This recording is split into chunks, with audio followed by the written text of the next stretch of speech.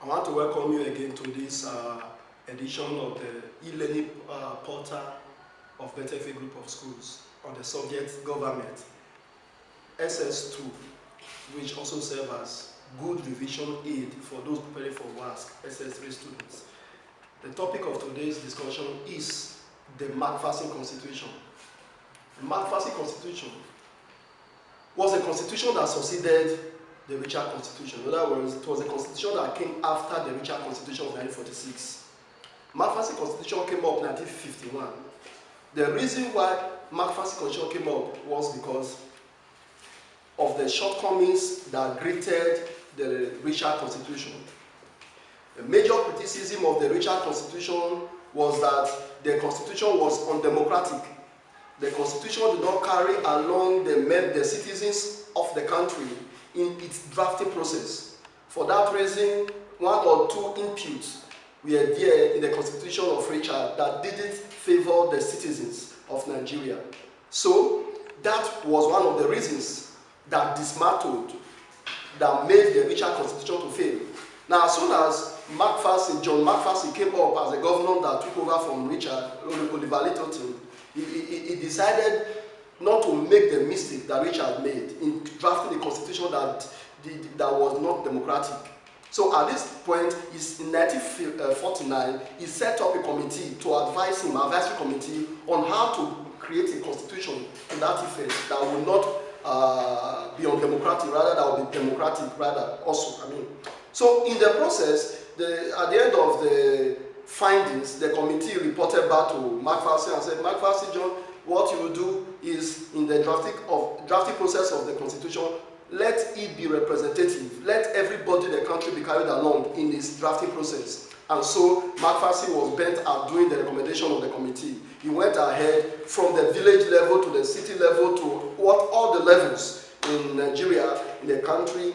He carried all constitutional conferences were held that brought to the fore, that brought about that brought out the factors, the major points, the issues that were on ground, the likes and the dislikes, the favors and the disfavors of the peoples of Nigeria. At the end of that process, a communique was reached, the memorandum was reached, and then the constitution was drafted, which came to force in 1951. So we're talking about McPherson Constitution. It was a constitution of 1951. So far, don't forget, in 1922 we talked about the Clifford Constitution. In 1946 we talked about the Richard Constitution, and now in 1951 we're talking about the McPherson Constitution. Now the McPherson Constitution, as soon as it was drafted, and like I said, it carried everybody along in its drafting process, and that became one of the merits and good things that it did. Now the McPherson Constitution had as part of its characteristics, very important. You can't talk about Constitution without talking about the attributes, what the Constitution did. Now, some of the things that McPherson Constitution did, some of the attributes of the McPherson Constitution were that, number one, the Central Legislative Council. Before then, it was called the Central Legislative Council. It was renamed House of Representatives. So the one we have today of House of Representatives, before 1951, it was called the Central Legislative Council. As at that time, 1951, it was renamed House of Representatives. And then the members of the House of Representatives were to be 136. 136, following the requisition and the proposition of the northern leaders that they have to take 50% of the representatives in the Central Legislative Council, which now became House of Representatives. 68 members came from the north. 68 representatives were from the north, while 68 were from the south. And remember, the south had divided the west and the east. So 34 members from the west, 34 members from the east, 68 members from the north. Put together, that made 136. So the Central Legislative Council was renamed the House of Representatives. Number two, there was the Council of Ministers, which was renamed the Central Executive Council. Then following that, the McPherson Constitution came about with bicameralism at the regional level. In other words, the regional legislatures were made bicameral. In the north, you had the House of Assembly, and then you had the House of Chiefs. whereas in the East, you had just unicameralism.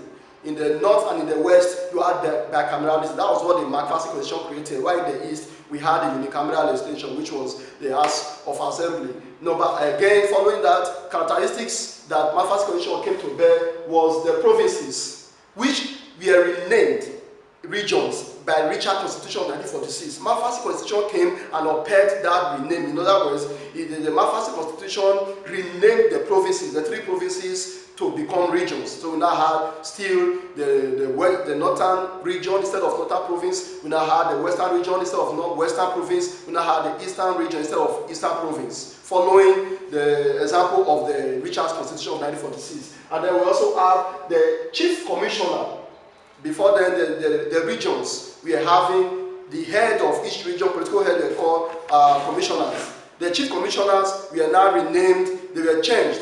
Their name, their title were changed from chief commissioners to that of lieutenant governors. They became lieutenant governors. These are very important for your wives. These are questions that can even ask. So, lieutenant governors, and then the colony of Lagos was made to be part of the western region.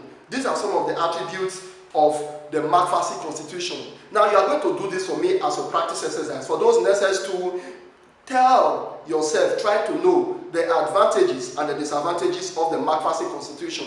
Having know the origin, the background, and the characteristics of the McPherson Constitution. And then those of us in SS3 that are using this for the revision course, go through there. Try to know the advantages and the disadvantages of the McPherson Constitution flowing from the previous studies of the constitutional development of Nigeria, and then try to lay your hand on your past questions, 2004, question 6, and 2011, question 4. Question 6, 2004, question 4, 2011. Your ability to answer these questions rightly makes you, tells you rather that you are understood the topic. Until next time we meet on this platform, remain good. Thank you.